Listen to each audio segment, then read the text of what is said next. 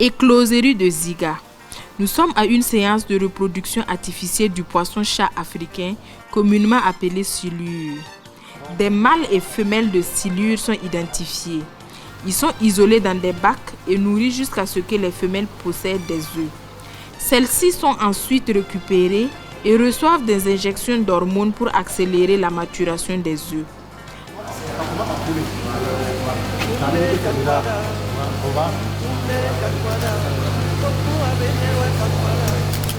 À terme, les œufs mûrs sont extraits des femelles porteuses.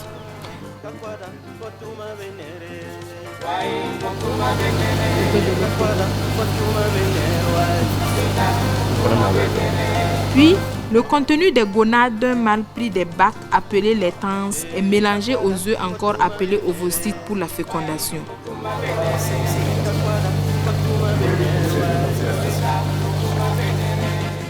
Les œufs fécondés sont ensuite acheminés dans la salle d'incubation.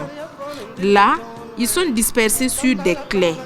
Cette opération terminée, l'éclosion pour donner des larves est attendue après 24 heures. Si vous venez de naître, vous voyez que ce que vous avez mis en éclore, on ne va pas les nourrir immédiatement.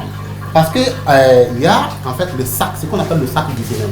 Les larves vont se nourrir, continuer à se nourrir du contenu de ce sac-là, à l'image de ce que nous voyons chez la poule. Vous voyez que les poussins en fait, se développent à l'intérieur de l'œuf, ils se nourrissent jusqu'à ce que ça prenne forme. Exactement, c'est là-bas qu'on va attendre ça au 4e jour avant de commencer à les nourrir.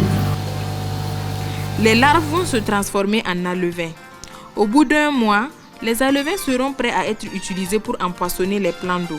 Cette activité entre dans le cadre de l'offensive agro-pastorale et halieutique 2023-2025.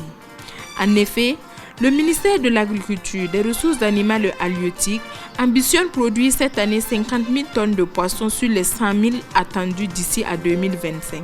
C'est une reproduction artificielle qu'on a réalisée ce matin pour donner le top départ des activités de l'écloserie.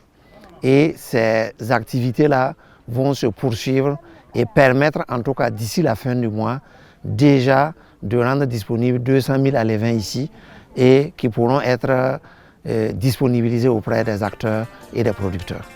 La Direction générale des ressources halieutiques bénéficie du soutien du projet Pisciculture pour l'emploi et la sécurité alimentaire. Vous savez bien que l'un des problèmes dans le domaine de la pisciculture, c'est la question des alevins. Et donc nous avons voulu travailler à adresser cette problématique-là. Et avec la DGRH, on a trouvé que c'était important de lancer cette écloserie pour aussi répondre à une autre préoccupation de l'heure qui est l'offensive agricole.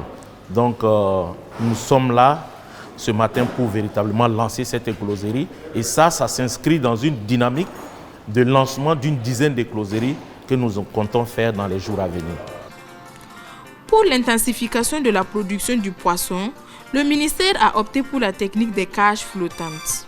À cet effet, il sera implanté des cages sur 50 hectares de superficie d'eau dans les grandes retenues d'eau du pays. Lorsqu'on a parlé d'offensive, alors on a opté pour des infrastructures qui sont les cages flottantes. Mais les cages flottantes sont des infrastructures de grossissement. En amont, il faut déjà pouvoir avoir des alevins. Et pour avoir des alevins, forcément, il faut avoir des écloseries fonctionnelles.